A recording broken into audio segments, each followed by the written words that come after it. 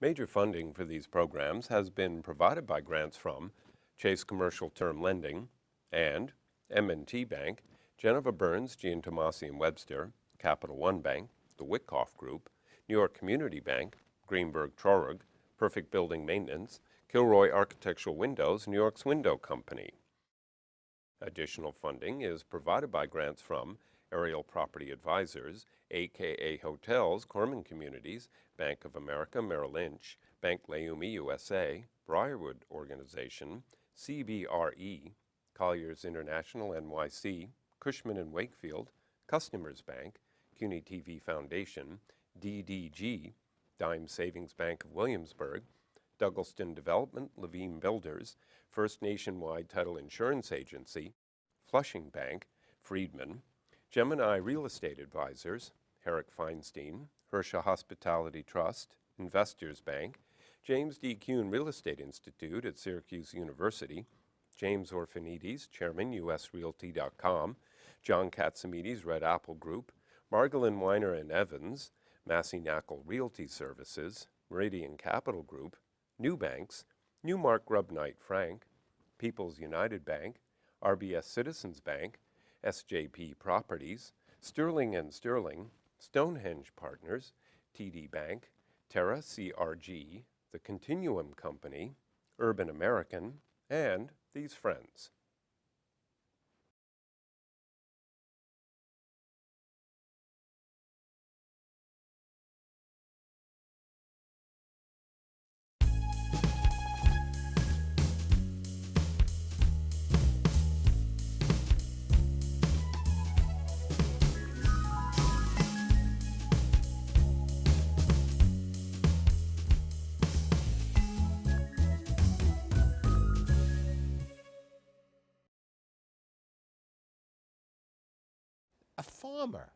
A farmer raising rice and potatoes and chewing tobacco, then a welder, then a man who irons fabrics, sweaters, then welding products, then saying maybe I'll make windows, I'll create a windows, growing an entity to a $70 million entity, running a company which is one of the top 40 window companies in America.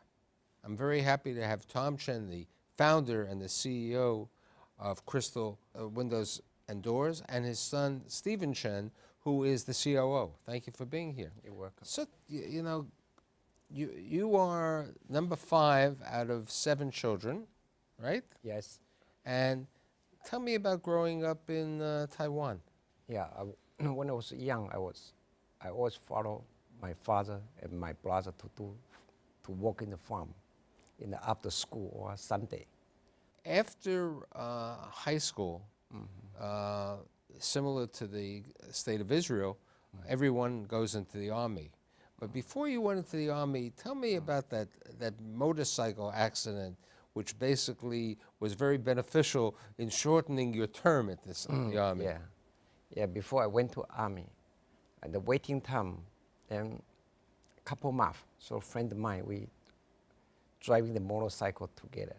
So his first turn to do that. And when after we driving about half hour, he had the big bus, the transportation bus in Taipei.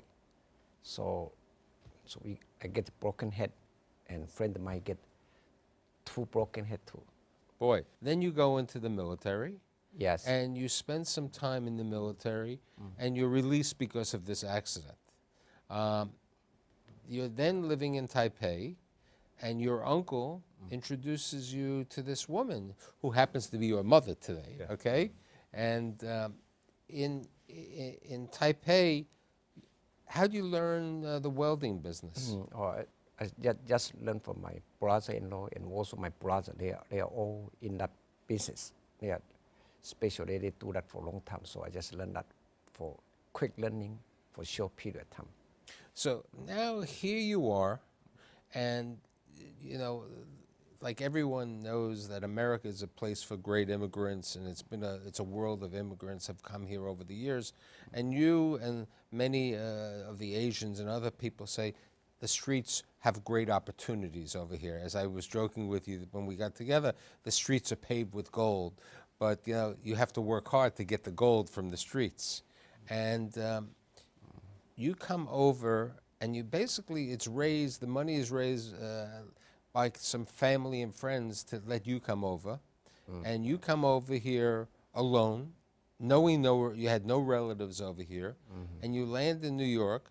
And what does your father do at that time? He gets a job where he moves to Chinatown? He was in Chinatown and Mott Street and worked in a typical sweatshop.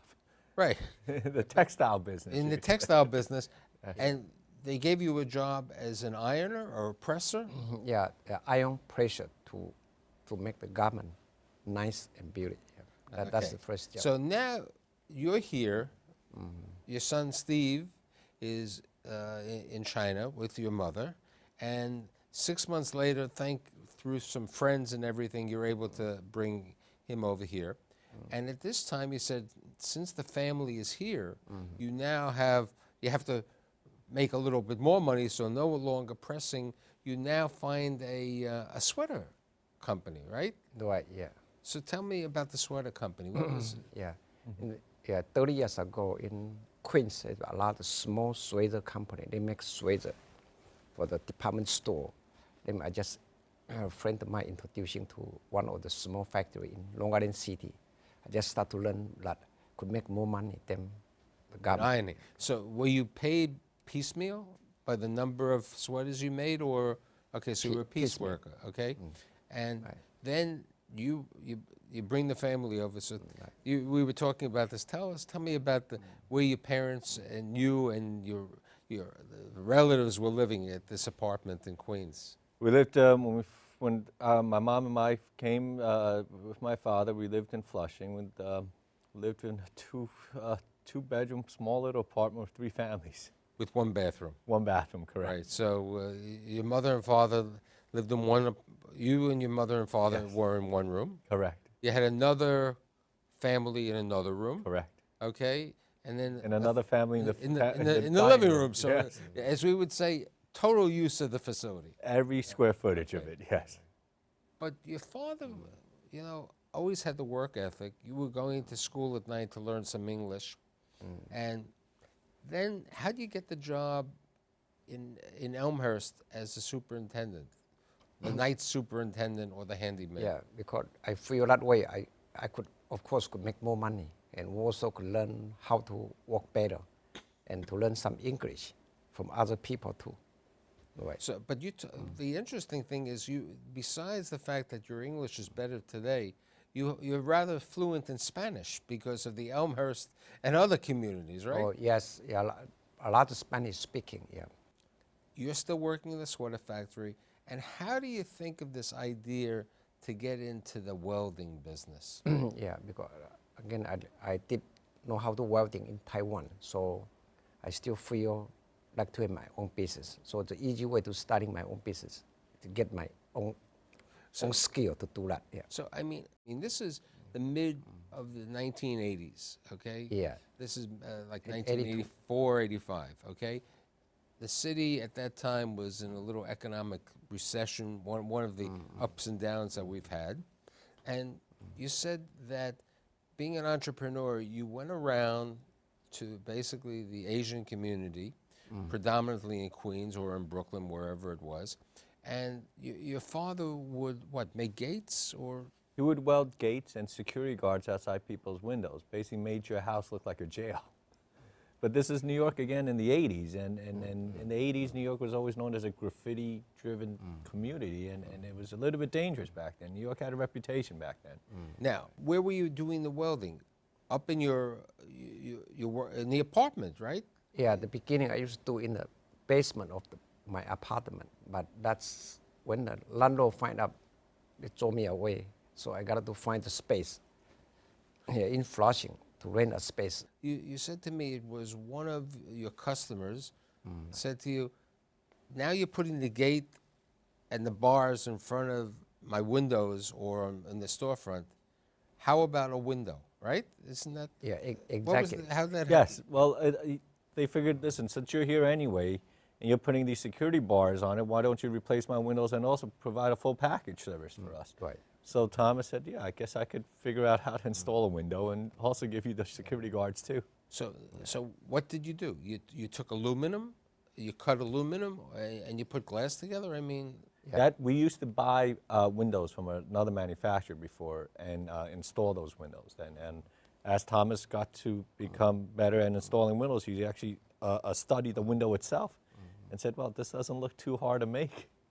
now, so you right now, you're in the installation of windows, the installation of steel bars, Yes. the installation of gates, Yes. and you're also still the nighttime superintendent? After while then Okay, then you leave the nighttime. That's after you got kicked out Okay. of the apartment. So now you go into Flushing. Where in Flushing is the first location? the first location in Sanford. Sanford Avenue Yeah, in Avenue. Flushing.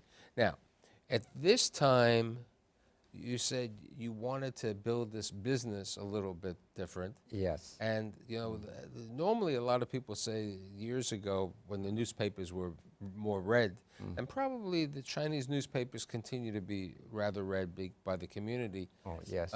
You know, I found my job, or I found money through the New York Times, or I found something like that. Your father puts an ad in the paper. What happens? He's looking for an investor for the business, and he puts an ad in the paper asking for any investors for his business, and he got a call. So now, did this investor live here, or did the investor live in Taiwan? Deep, it's from Taiwan, but deep in New York. Okay, so right now, you find this investor.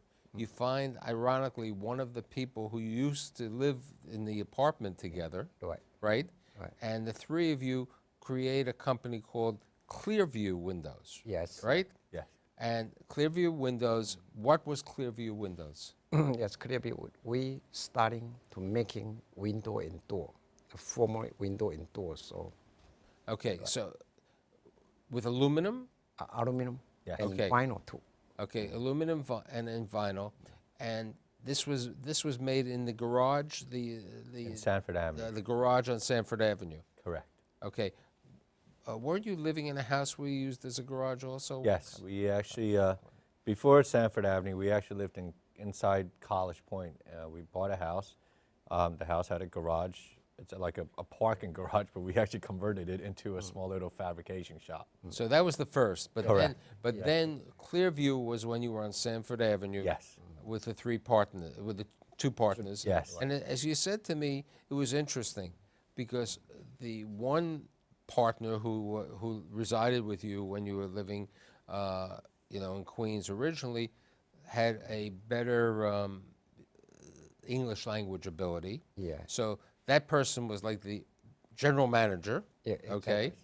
Then the person from Taiwan who lived here, who was the investor, had his wife work as the bookkeeper. Right. And then you were the jack of all trades. You were the salesman, Yes. the construction supervision, Yes. the extruder, and the new products. Yes. Yeah. Right? And he was also at the job sites all And the at the time. job sites. Now, what I failed to say was, you know, when you were working, you know, in the bars, tell me about the subway and the hand truck, because that's interesting. Yeah, in the beginning, I don't have truck. I don't have truck to carry, so when I make, I just put a hand truck to take to the subway, take subway to delivery, to and window guard to the customer's place. Now, Yeah, right. when you're Clearview, Yeah, right. at Clearview, how many people were working at Clearview at this time? That time we probably 15, How many? 15, 15 people, okay. And Clearview was making windows and doors Yes, and selling these to who? to mostly in our community, in the local Flushing Chinese community first, and just keep expand to outside community too. Right. So now Clearview started in like 1987. 87. In 1987. And then in 1990, one of your partners decided they wanted to move to New Jersey. Right. And at that time, the business, how large was, That's about 3 million. you were doing about $3 million. And at that time, you buy out the two partners and you create as what we would say the current company, Crystal Windows and Doors Systems. Right. Okay. And where was the location that you opened up at that time? Yeah, that's about 2 blocks from the existing factory in Maple Avenue. In Maple Avenue. Yeah, Maple. Now, what's interesting is your son over here learned that he had to be part of the business, that he would go to the warehouse after school, Right. okay, doing other things in the summer, and you went to the public schools of New York City, Yes. right? And how do you decide that you wanted to go to Bronx Science? I had a penchant for math, and Bronx Science was at that time one of the top 2 or 3 high Continues to schools be. in the city. Yes, and I took the test, and surprisingly, I Right. got in. Right, and you simultaneously you were helping out your dad, Correct. learning some of the business over there.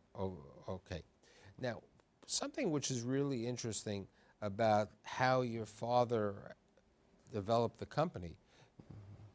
Initially, the company was really geared to the Asian community. Then you grew the business into a more of a regional business, and then we'll go to the national. So it's 1990, and you decided that it would be a very good idea to build showrooms, right? So tell me about the showrooms and the regional, how that happened. Yeah, that's Well, in branch. Maple Avenue, we had a bigger warehouse and also actually a counter space that we could actually build a showroom, display our windows, and have counter sales folks there taking orders. Customers started coming in. They saw the sample. They placed orders based on that. That was a new concept that we never had before. And with that notion, we said, all right, we could do this in other regions such as Boston, Long Island, Cleveland, Chicago, and set up showrooms and manufacture based on the showrooms too. Crystal was founded in 1990. You're celebrating your 24th anniversary this year. Yes. Okay. Crystal at that time did about $3 million in volume. Right now have a 215,000 square foot manufacturing facility in Queens. Okay. You have manufacturing facilities in Riverside, California, and in St. Louis. Chicago also. And Chicago. Yes. How were you able to build these? Okay. I mean, we know that you came into the business like in 2006. No, 2003. 2003. How were you able to construct these buildings? How were you able to get the money to build a 215,000 square foot facility with all of the equipment and so on? Well, one, sales growth out there. We were a very value-oriented company. We didn't have much of a marketing budget, so everything was just a cost up from manufacturing. Our sales grew from that, and we were one of the only local manufacturers out there that people... And made in America. Made in America, yes. And our lead times are relatively fast, too. You could have placed the order on Monday, you could have got the windows already on Wednesday. Now, when did you move to the new warehouse and manufacturing facility, the big one in Queens? Yeah, that's 201. Yes, 2001. 2001. And how do you find the land? How was that? Was that by the city or? Yes, by Yeah, the city. by the city. We were asking the city, saying we want to expand. And then at that time, there was a College Point Corporate Park area that the EDC owned. And they said you could expand in this location as long as you provide this number of jobs per year all the time. So you created. Now, at this time, Crystal is growing, and you decide after Bronx Science to do what? I actually, then I went to undergrad at Penn State. Now, so we were joking, you went to Penn State because there were two things. One, it was far enough away from the home, but close enough at home. Right? Yes, yes. And what did you study at Penn State? Economics.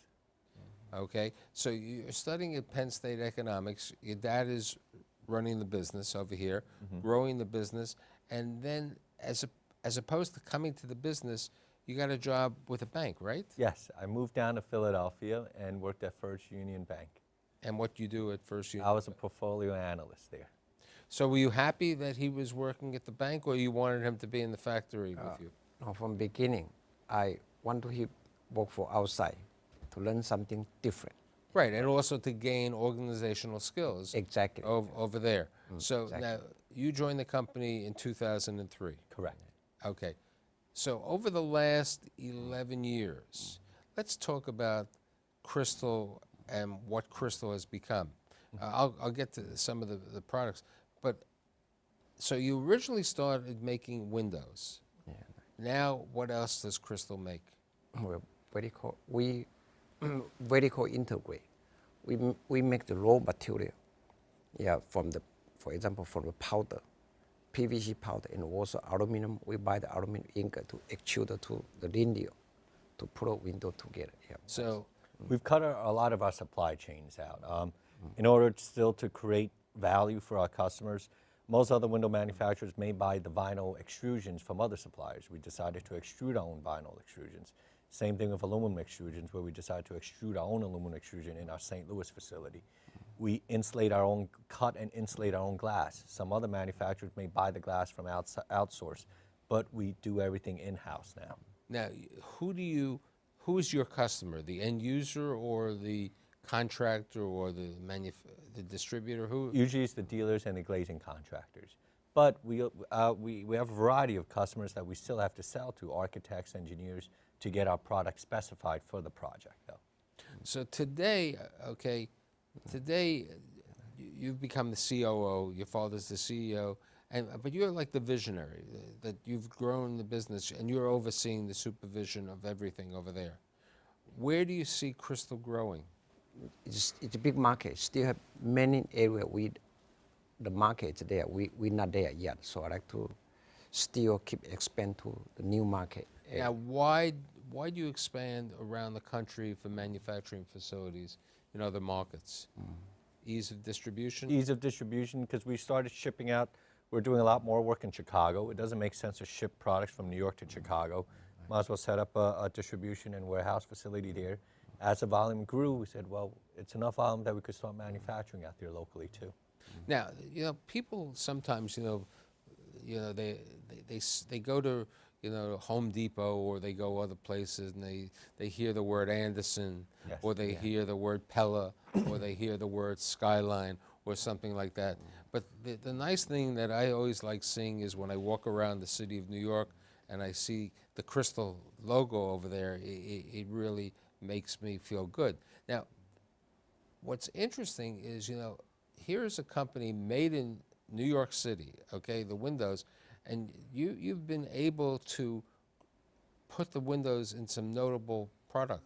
One of the largest complexes in Queens, probably the largest residential complex of rental apartments in Queens, is Lefrak City. Lefrak So City. talk to me about Lefrak City. Yes, Lefrak City consisted of 40,000 aluminum windows that we supplied for, and also the 2 office towers right there, right next to the LIE on Junction Boulevard there. It's quite a landmark location that everyone could see too.